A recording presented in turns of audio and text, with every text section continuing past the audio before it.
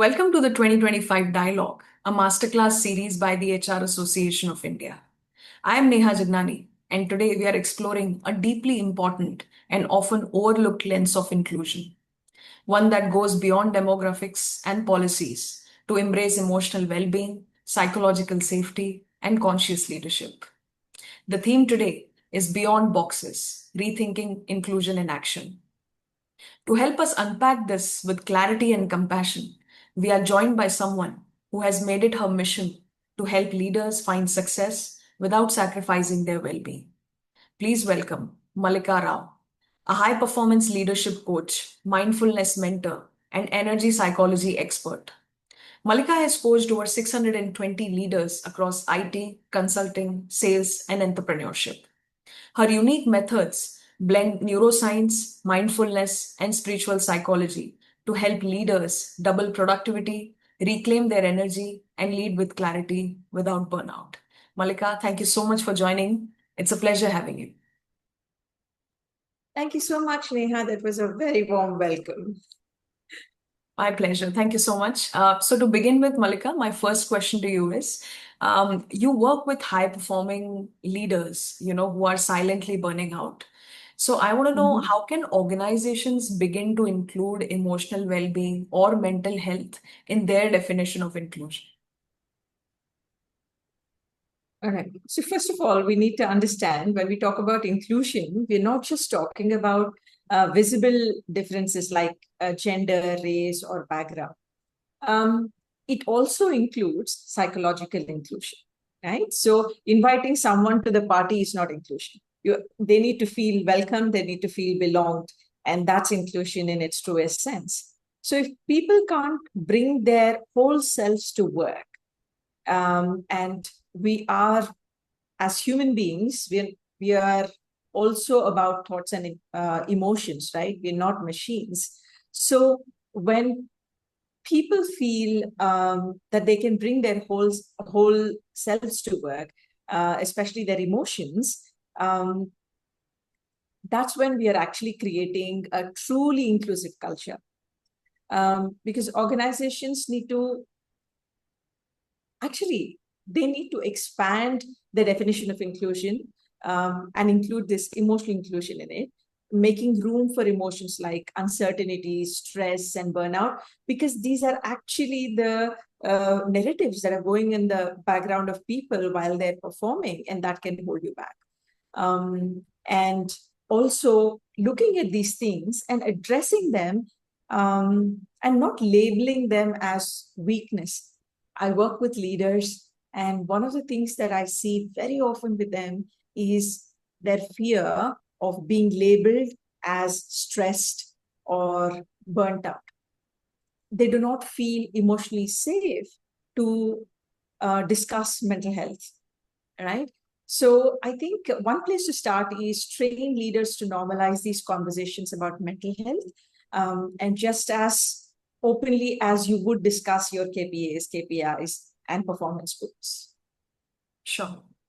Fantastic, Malika. Very beautifully put. Psychological inclusion is very important, which is often left behind.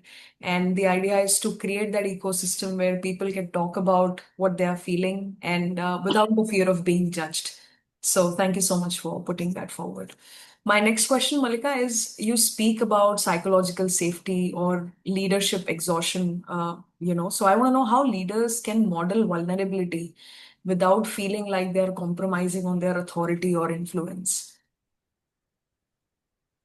So there are two things that one need to keep in mind, Neha.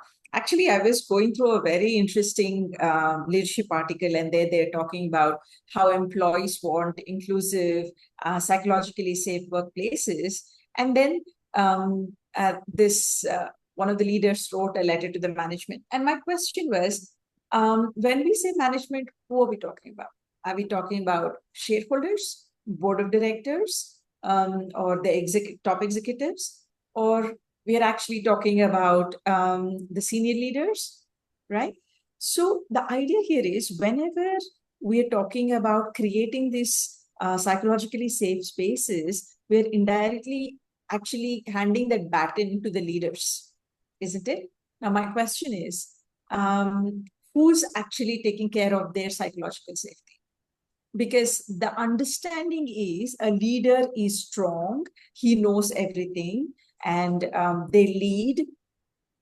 And if you're talking about the Asian context, leaders are expected to be these superheroes, right? They know all the answers, they can put off all the fires, and they can fight the battles, and they can get the work done. So the first step I would say is actually ensuring you are taking steps to take care of the psychological safety of a leader. Now, what happens? Excuse me. Now, what happens when a leader feels psychologically safe is they automatically do one thing which is very, very powerful. They show vulnerability. Yeah. Now, when I say vulnerability, I'm talking about confident vulnerability. Right? Leaders don't have to overshare or appear helpless. Sometimes it's cute that way, but it is not. Vulnerability basically means you're actually modeling ownership of your humanity. Yeah. And this projects what is it shows that you are deeply aware of your emotions, and you are aware of your strengths and weaknesses and flaws, and you're evolving. And when so it's also seen through research that when leaders show this their own struggles, they admit their struggles, and it is paired with your path forward, right? uh, that means, I also mean that your vulnerability has to be purposeful. Vulnerability does not mean that you're discussing anything and everything and oversharing your personal, professional, all those boundaries. But as a leader, when you're confidently talking about your struggles, for example, if you're working on a project, you're saying that I do not know everything yet, and I'm still figuring it out. Now, that is vulnerability with purpose, which actually makes you more human for your team, and they'll be able to take forward. So when vulnerability is done with purpose, it builds trust and it builds loyalty, and it increases credibility. Sure. Fantastic. So I could gather that it's important for leaders to show that they are vulnerable with some boundaries, keeping in mind those boundaries, and to be able to just being honest and link it with purpose. There has to be a purpose behind it. So thank you so much for that. My next question, Mallika, is in your inner. Sorry, can I interrupt? Yeah. I also said that the organizations must make it take an extra effort to make their leaders feel psychologically safe in the workplaces first. Right, right. Absolutely. My next question, Mallika, is in your InnerEdge framework, clarity and emotional masteries are the core. So how can leaders cultivate these qualities, in the fast-paced roles and that are constantly changing? So two things you've asked, cultivating clarity and emotional mastery. Yes, yes. And you also said, in a way, that it is true that we are actually working in high stress environments because of that. It's fast changing, multi-generational, remote teams, AI driven, and the market is so uncertain right now. So there's a lot of things flying, right? So I would say the first things first is addressing the stress part of it. I know a lot of organizations are doing wellness programs, and which is nice, but these cannot be band-aid programs that once in 3 months you have done it just to check off the box and then you move forward. This has to be built consistently over a period of time. I would say organizations who make well-being part of their curriculum, part of their function, and constantly doing things to ensure and build that kind of culture has more chance to fight this stress and not let it escalate to the levels of burnout. And even before that happens, there is a lot of emotional reactivity, a lot of pressure in the environment. You can actually feel it in some organizations. When you walk into it, you can actually feel the pressure flying all over the place. As somebody who studies energy psychology, I do sense this. So, first of all, if the HR and L&D they're listening, then build programs and systems that are constantly taking care of the well-being of the employees.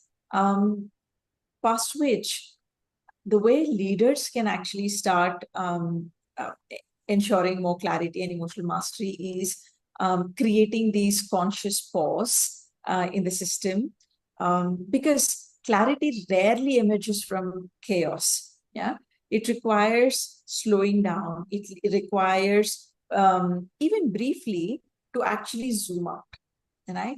And depending on what business you're in and how long the organization has been functioning and what kind of ecosystem you have, you need to place these pauses very strategically so that it is helping people to pause, breathe, relook, realign themselves, and move forward. Because the tendency of high performers, which most of the times our leaders are, they try to outwork stress. Yeah, they like to outwork chaos, and it doesn't work like that, right? So instead, they need to out-center it by creating these simple rituals, reflective practices during the meetings or during the work hours. And that's when you're actually creating some brain space, some emotional space for all of us to just relax and pause. So I would say take the pauses. And if you want to work on the emotional mastery, remember, mastering emotions is not suppression or brushing it under the carpet. It is more about recognition and regulation. So the more leaders train this muscle, I think the more agile they become under pressure. Sure, sure. So you mentioned that it's important to address the stress first. Well-being rather should be a part of the curriculum and not just policies and compliance perspective where you're just ticking the boxes.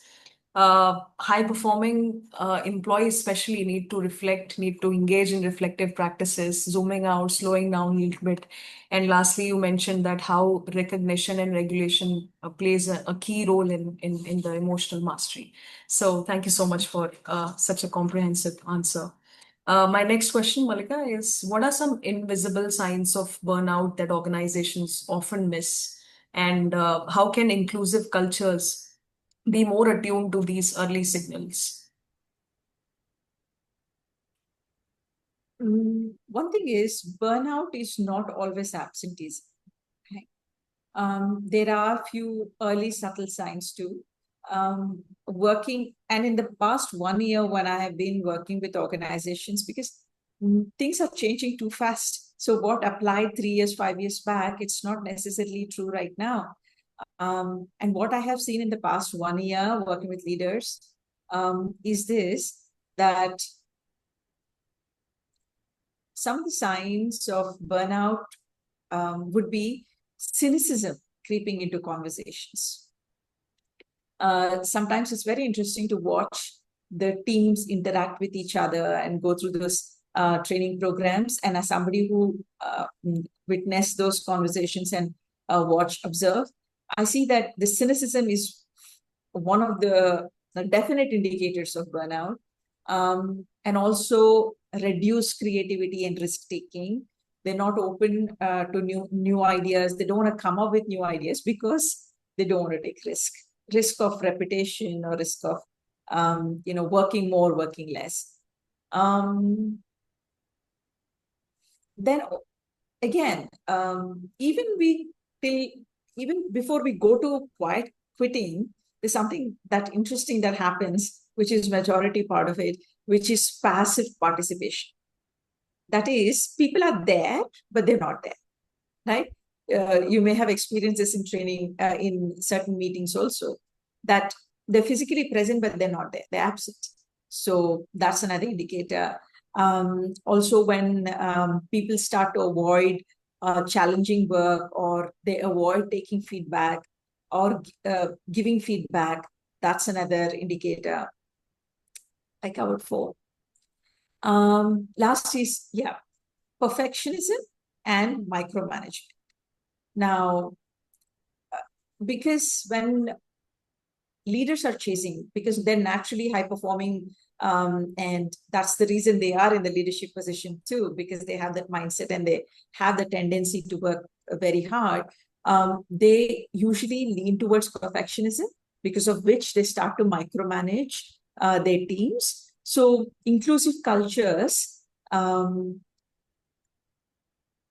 actually should tune into these kind of signals by encouraging their leaders to ask not just how you're how you're performing on your deliverables, but they should also ask how are you really doing on a very human level, and how things going on, what's happening in your personal front, because often those kind of emotions and that kind of a baggage spills over into the professional environment. So inclusive cultures, like I said right at the beginning, is about letting people bring their whole selves to the workplace, and leaders addressing them as whole people and not just machines. Sure. Thank you so much. So I'll just reiterate a couple of signals. Firstly, cynicism, reduced creativity, not wanting to take the risk. Then there is passive participation. People avoiding challenging tasks. They resist from giving or taking feedback. So these were some of the signs. And as you rightly mentioned, creating that environment where you ask the individual at a human level how they are doing rather than just focusing on their KRAs will make that space for people to open up whenever required. So thank you so much, Malika. This brings us to the last question for today, which is if you had to offer one small yet powerful practices that leaders can adopt to start creating emotionally safe spaces around them, what would that be? Um, there are a lot actually. But if I have to say one thing, and since you talked about emotionally safe spaces, asking this one question actually at the end of the meetings would help. It's what's that one thing we could do to better support you right now, right? In your work or in how you're experiencing this environment. And listen, listen without fixing or acknowledging or trying to correct and trying to defend, and then follow through with action, right? Because your actions are more powerful than your words. And when you see leaders that they have taken the feedback and they have incorporated it, and they are made those changes, then people automatically start feeling emotionally safe that okay, they listened and it mattered, and they made the change. So psychologically safe spaces must be built by emotional inclusivity, and that's what builds more trust, and more. I think it increases performance to the next level. Sure. Thank you so much. And I've seen that. Absolutely, Malika. Thank you. That was such an essential and powerful takeaway from this answer. I would say very simple to do is to just make people feel valued and that you care about what they are feeling. So thank you so much. This brings us to the end of this masterclass, Malika. Thank you for bringing clarity to this important dialogue, and your insights clearly shows that inclusion is not just about statements or structure. It is how we lead, it is how we listen, and how we make space for other people around us. So thank you so much for your time and insights. Yeah. Thank you so much. I love this conversation. I Thanks a appreciate lot. it. Thanks a lot, Malika. I'll just have a quick note to our listeners. Thank you so much for tuning into this masterclass. If you enjoyed today's conversation, do not forget to subscribe and leave a review. Until we meet next time, stay inclusive, stay intentional, and stay kind. Thank Thanks a lot. Thank you. Thanks, Mallika. Thank you.